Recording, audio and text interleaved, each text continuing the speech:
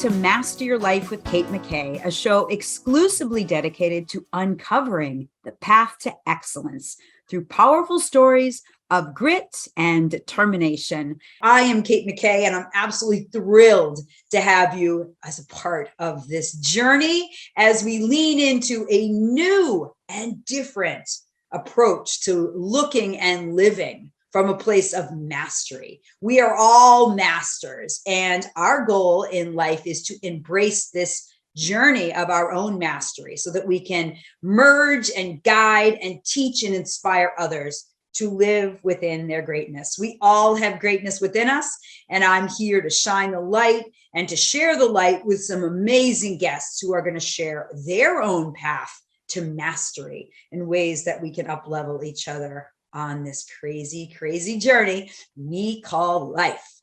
So today I'm really super excited, and I have been looking to schedule this appointment forever. Welcome to the show, Dr. Kimberly Regan. Nice to see you. Thank you. Nice to see you too, Kate. You know, it's been a while for us trying to schedule this in, and this couldn't have been a more perfect time for having you be, drumroll, the first guest on my season 4. So thank you so much for joining me. I'm super excited to be here. Thank you so much for having me. Thank you. And I'm just going to read a little bit about your bio. And then, just like with all my guests, we have so much to discuss. I'd like to get right on into it. Dr. Kimberly is the founder and CEO for Sierra Nevada Academy Charter School. So she has served in education for 25 plus years and started the first K-8 charter school in Nevada, now serving preschool to 12th grade, where every student publishes books each year. That is just absolutely incredible. She's a doctorate degree in educational leadership and postdoc certification in early education leadership from Harvard, and placed in Harvard's education innovation pitch. She's an education leader and entrepreneur at the state and national levels, serving various boards and governors. She has published Unbroken, Road to Freedom, Finding Strength to Fight When Life Beats You Down, a Homeless to Harvard memoir. And I cannot wait to dig into this. And we're going to talk about the book. We're going to talk about your journey and how you have approached this new and growing research of knowledge and how we can hack our mindset to live within our greatness and releasing self-sabotaging behaviors around scarcity to live in abundance. So let's get into this, girl. So first off, how did we meet, Dr. Kimberly? I'd love you to share our journey and how we know each other.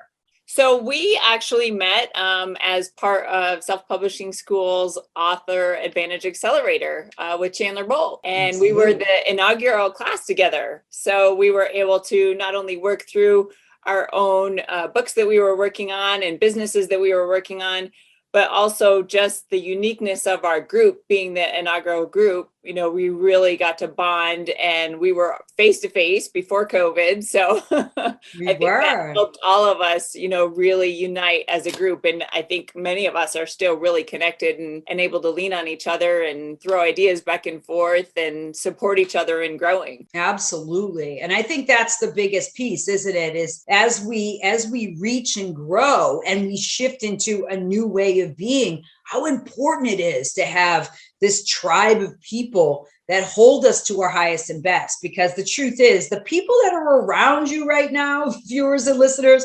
oftentimes those aren't the people that are going to hold you in your highest and best. They don't want you to change. I think that's the most hardest and most disappointing truth as we up level and get called into our greatness.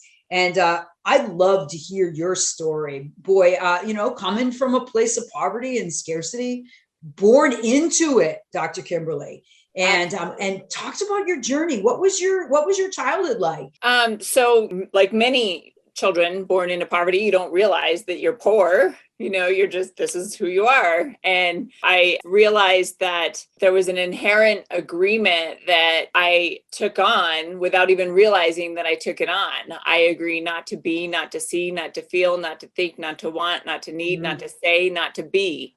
I think many of us, when we're born in challenged circumstances, accept these agreements as a part of who we are and what we're born into, and we don't realize any differently. And our younger years were fairly positive, and it didn't seem like we were in poverty, but we were. We lived in the projects, didn't have a lot of money. We went through some challenges, even though seemed like a normal family. We went through challenges of being homeless and not having food, food scarcity, really having to struggle through different circumstances to get through life. And it really kind of fell apart. By the time I was 12 years old, we had lost where we lived. We were moving around from place to place. My family, my mom and stepfather were using drugs, and they didn't have money for food or for a place to live or for gas, but yet they had money to party. And as a child in that kind of circumstance, you really have to dig deep to survive. So for me, I took circumstances like that, and as I looked through what was happening or absorbed what was happening, I realized that I did not want those circumstances to define me. And I really held to the belief that everything happens for a reason and that better things are in the future. And that if I could share my story one day and help somebody else choose differently, or to understand the value of themselves, that they are worthy, then it would be worth the circumstances that I endured. Did you have anyone in your childhood that saw you in this other version of yourself that you longed for? So I did have some family members, aunts and uncles, that really tried to help along the way. They tried to bring me in and take me to their home. And for one reason or another, it didn't work out. And so, we were at one point homeless with the sound of drug dealers upstairs, and that echoed into the unfinished basement that was below the city streets where my siblings and I squandered. We had exposed pipes, electrical wires that were dangling, light bulbs hanging above a mattress on a cold, damp floor.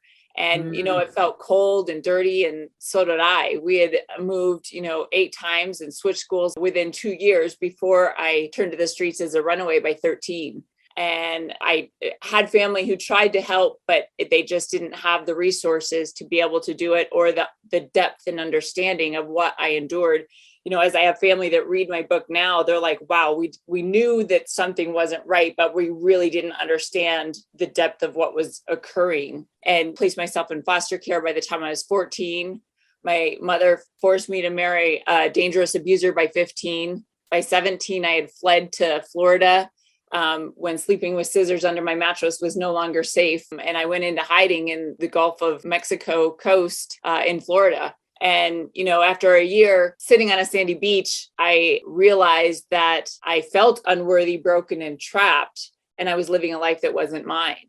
And I knew at that moment that, living in paradise, but living in hiding wasn't really living. And I knew the incongruity of that. Like, do you guys hear that? Yeah. Like, it's like she's sitting on a gorgeous beach, Gulf of Mexico. With paradise. Yeah. In paradise. And completely living in a war zone. At 17. Yeah.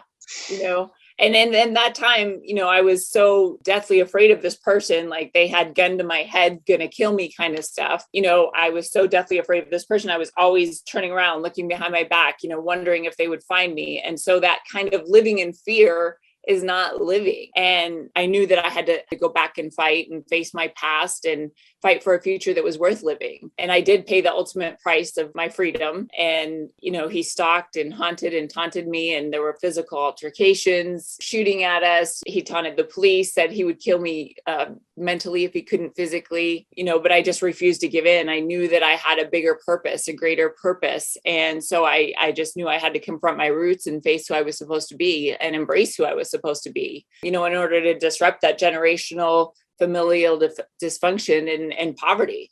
It's just terrorizing to even think about that. I just feel sick to my stomach. Right? You're describing this story. So, and you were alone. I mean, yeah. How old did you have your son? No, I was in the marriage. We had a daughter, and that was the way that he tried to break me mentally. He couldn't physically, as he ended up with, we had a protection order and he had to stay 100 feet away. So he stayed 101 feet away, stalked us, taunted us, did anything he could to scare me. And he had court mandated visitation, but the supervisor was his mother. And so she, of course, if you raise someone like this, you may not have control over them. And so he was allowed to take her alone, and he literally tortured her to the point of her having to be committed to a state mental hospital.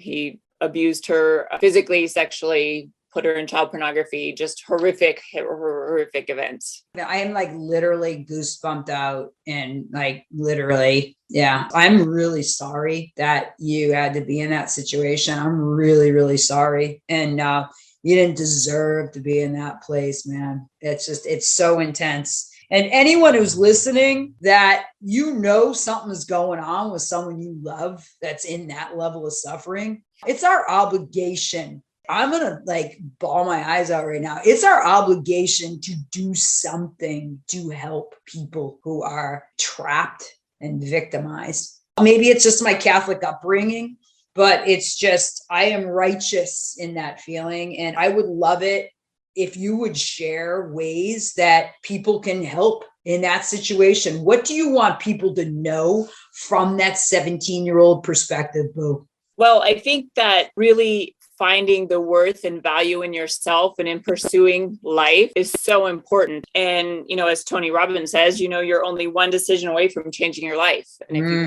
change your state, you change your life.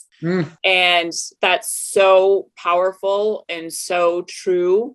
And we are all entitled to develop our own agreements and write our own agreements that help us be our best self and not be victims. And it took a long time for me to learn how to write my own agreement. And that's having boundaries and standing up for what's right and what's wrong, and knowing that you have value and you don't have to allow people to treat you anything less than deserving of love and truth and kindness and compassion.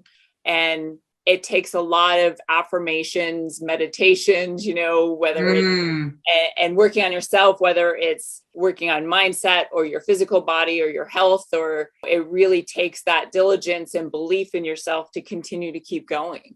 What did your 12-year-old version of you in that basement, wires, pipes, drug dealing going on, mother, the relationships around you not safe, you weren't safe. What did she need to hear? What did she need to know, Boo? That there is help out there, especially in school settings, and we really push this in our school, push choice and mindset, and really get to know students, because at the end of the day, it's all about building relationships. And when we are in such big schools with so many children and we're telling them what to do, when to do, how to do it, we don't necessarily develop those relationships with those students.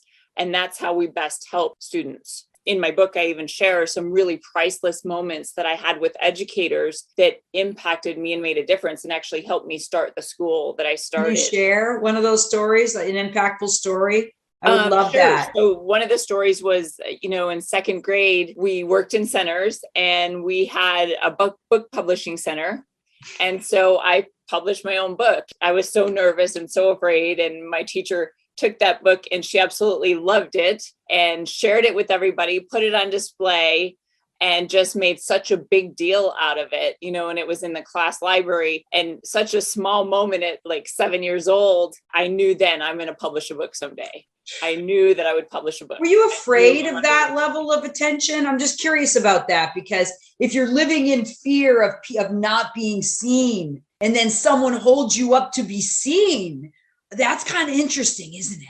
It was very interesting. It's even interesting now as I have my own book, and I'm like, do I really want people to read this? I'm not sure if I really want this story out there, but I do believe that God called me to write this story. I have a moment where he said, you are going to write this story. Because I think that's a big issue. And I don't care if we're talking about men or women, because in my high performance business, the men are the same. Right. Even though we think that men want to be seen and, but there is a fear of being seen And there's a variety of reasons behind that. But what would you say to people? Because part of it is the language we have in our culture. Like, for me, it was because I was always so loud and big and energetic, even though I'm a small human. It was like, Katie, you're too loud. Katie, be quiet. Katie, sit down. Katie, stop talking. So it was always like I made people uncomfortable by my bigness. And so I had a lot of shame and self-doubt. And I'm going to be perfectly frank, self-loathing about who I was, because man, this stuff's emotional. But just being in that energy of all I am brought up shame. So I have this picture of you as the second grader, right? Living in basically a war-torn, bombed out life, and then having someone see you and hold you up. And you must have felt safety though, right? I would love you to just get into that experience for me a little bit. This teacher was amazing. Her name is Mrs. Shimp, and she just had this loving, caring personality that you did feel safe with her. And yes. It's like she just embraced who you were and just shared love and truth and just made the world brighter when other things were so dark.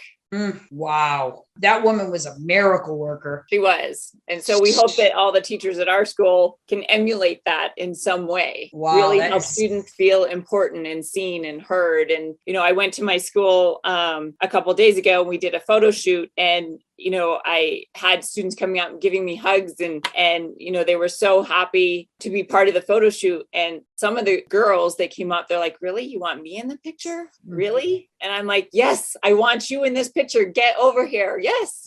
Because they just have that little bit or a lot of doubt within themselves for whatever reason. And I feel like that's a huge part of my purpose, is to really empower other people, especially women or young girls, to be their best selves and feel loved and embraced, because we all carry that, self-doubt or unworthiness, or as you said, loathing or whatever it is, carry that throughout our lives, and it affects all of our other relationships. And we have to live our own truth and set up our own agreements. And even if that means establishing our boundaries that maybe push other people away, or that they don't approve of us, or they don't like what we're doing, that's not our problem. Our job is not to manage the perception other people have of us. Our job is to live to our fullest potential and our purpose, and live out our vision and mission in this world. Oh, right on, sisterhood. So listen, this is my question to you, because you have so much clarity around that, and you've gone through so much. What would you suggest if people are in that place, living in whatever is considered their war zone, that they don't believe in themselves, that their relationships are diminishing them, that it doesn't matter who it is or what they are? What's the way out, babe? How do you find the faith and the inner knowing? And just a quick concept for listeners and viewers. If we're thinking about neuro hacking, if we're thinking that 90% of our thoughts are unconscious and 10% of them are to the conscious mind, if we're thinking about the bridge between the two, one of them being faith in my book, right? Faith of the unknown, faith that there is more, faith that I deserve more, whatever that bridge is of faith, that light that we seek and lean into the known world.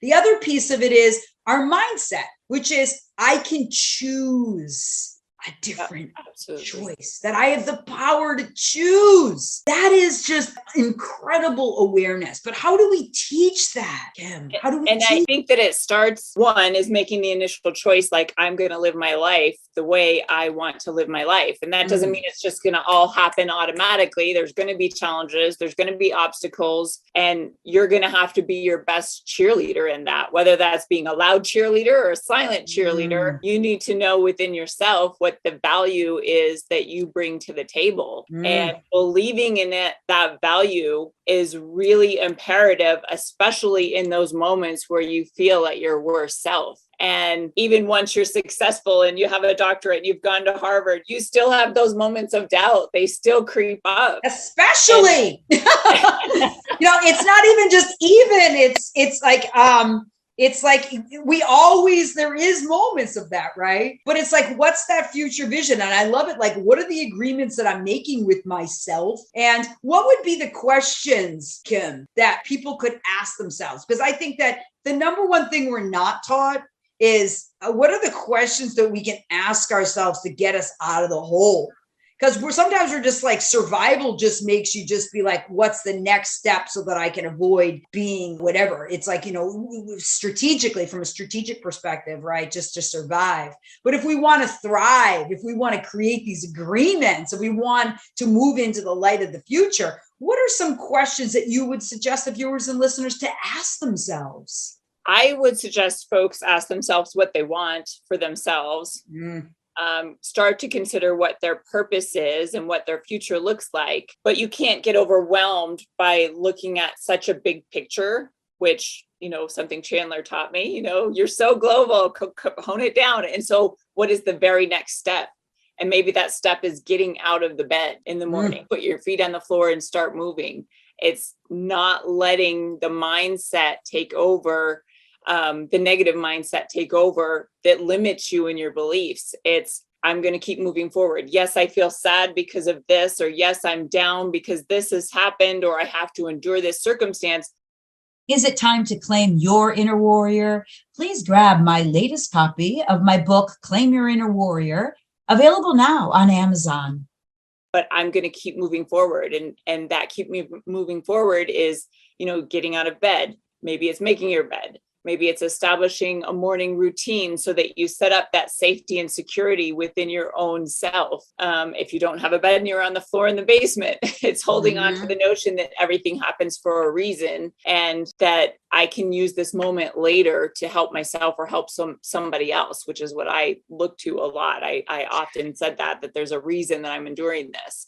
And it's taking care of yourself physically, making sure that you're eating. And if you don't have food, if food scarcity is an issue, there are places that can help you get food, whether it's through your school or local agencies. And so I think it's really just taking that initial step and doing baby steps and celebrating those wins, because every baby step in a movement forward is a win. If you're speaking into the heart of that person, let's just really literally, like, what would you say from your heart to the heart of a person that believes that they are not worthy? I would say that you are loved. I love you, and you have value, and you have a contribution that you can give back to the world. And it doesn't matter what anyone else says or thinks or does. You have value and you have purpose, and you are worthy of living this life. It's pretty powerful. I have goosebumps, man. Yeah. It's just so beautiful, man. Well, and when we're talking about children, 15 million children live in poverty today. That's 1 in 5 children live in poverty. And that poverty mindset is a mindset of scarcity. As you said, it's a limiting belief, and we don't have to continue to live this way. And we can choose to be different.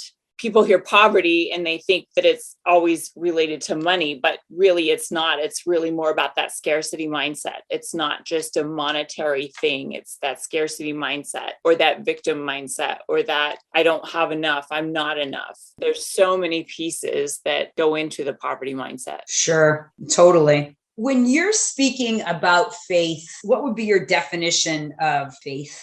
So for me, and I think that's different for everybody, but for me, because I believe in God and I believed everything happened for a reason, that doesn't mean I didn't question him or question his purpose for me, because I was, a child and I didn't understand, and I was trying to develop my mind to wrap around it. But I just held on to that belief that everything happens for a reason, and it will be okay, and I will be okay. And I did grow up, and I'm a Jesus believer, and I've been baptized in his name. And so for me, that is, as an adult, has played a much bigger role in how I look at faith, and how I embrace my relationship with him in order to pursue my purpose and mission.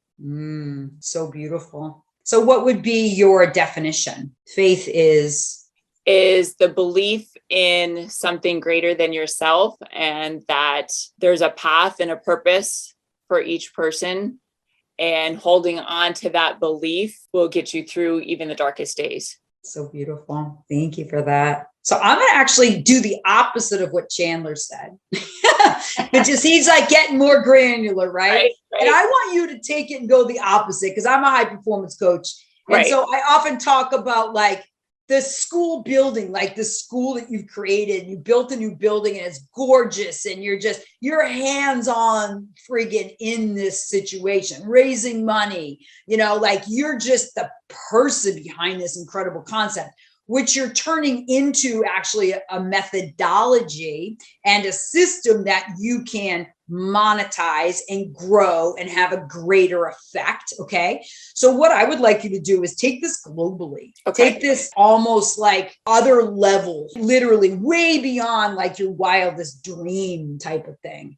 What is the impact that you want to bring to, I'm even going to take it to 7 generations from now, when there is Kimberly that is in a basement, that is hungry, that is afraid, that is alone? What is that world that you're looking to create for her? So with our model, we implement choice in everyday life. And so students come to school, and instead of, having school be from 8 to 3, and they're told at 8 o'clock, at 8:45, at 9:15, they're told where to go, when to go, what to do, what to say, what to work on.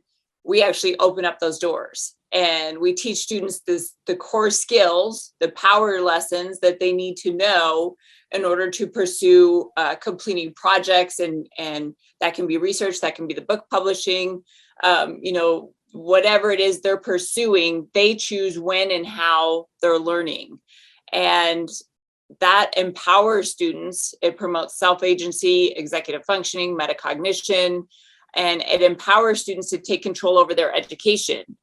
And when students have control over their education, they're less likely to engage in more risky behavior, dropping out, experiencing with drugs, or, getting into trouble, or having just behavior problems in school, because now they have the freedom of making choices, which is empowering and teaching them to take control over their education. And so taking this model, we're actually developing the software behind it for an interactive choice board. So now behind the scenes, we can track what's happening with students' education and where they're choosing to spend their time, how they're regulating their time, and what their preferences are in learning. And when we start to do that, we start to develop the workforce much earlier, or the college and career readiness skills much earlier, because students now have opened their doors to all kinds of experiences where they can choose pathways to pursue their future. And so we're developing that software right now. We just got funded for that. And that was the pitch competition that I won in Harvard, won 4th place out of hundreds of competitors. Amazing. And so taking that model, we have a vision to bring that model nationally. And the potential for that is really to truly flip the way we look at education, because traditional education developed out of the mass industrialized era where we were, developing factories and mass production of goods. And then that turned into mass production of students. Absolutely. And so, we've really come from an area where we're trying to make everybody look the same and act the same and be the same as they go through school. We want compliance and we want conformity. And so we kind of joke behind the scenes that my school is the school for the misfits, because it's for the kids that really buck the system and they don't fit into that traditional model. That's what we needed.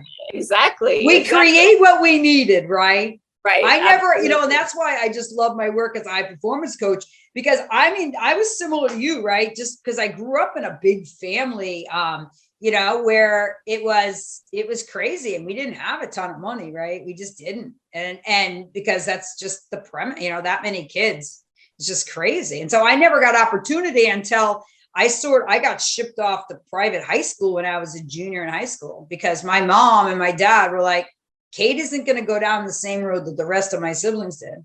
And it's just so interesting that my parents made a choice when there wasn't a lot of resources to eject me into another world that was extraordinarily uncomfortable. So that was the beginning of me being. And so I guess that's the point that I want the viewers and listeners to hear, is that, and Kimberly, I'd like you actually to touch on this, because you've been in situations where you did not fit in. Absolutely. Like you did not fit in. You were the poor girl and you're at Harvard.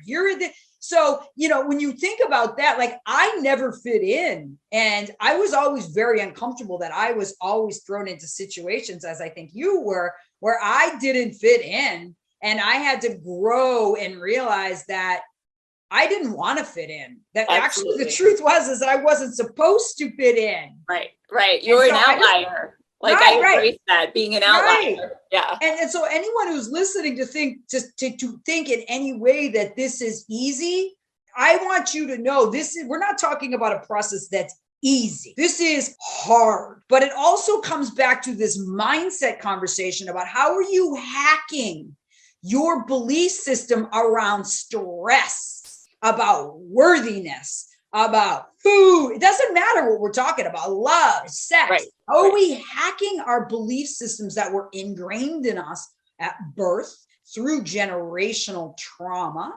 And how are we hacking that for the highest and best? And I think that's important to know, that to do this requires great courage. And courage is having transparency. It's not just about hoo-ha, I'm a warrior, I'm going to rip it up. It's like, man, I'm scared. I'm going to still speak my truth, and I'm going to surround myself with people that are going to hold me in safety. And it doesn't matter if we're talking about men or women. Number one thing, in my book, Claim Your Inner Warrior, that I'm almost done with, it's men don't feel safe either. Right. So if we're expecting men to stand up and be the protector and be the man in our lives that we need strong men as we need strong women. How are we making people feel safe? And that's something that I come back to a lot.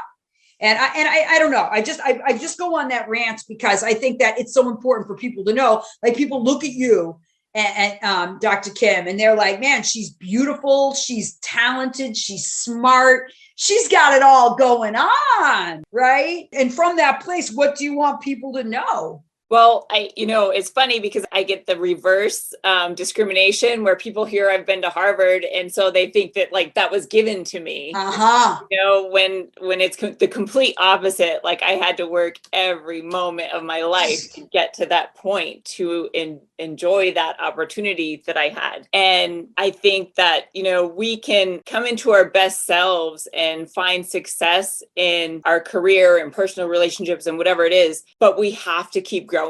There's no stopping in that, because, I find myself, and we talked a little bit about faith, and as soon as I think I've got it together, God throws me another curveball.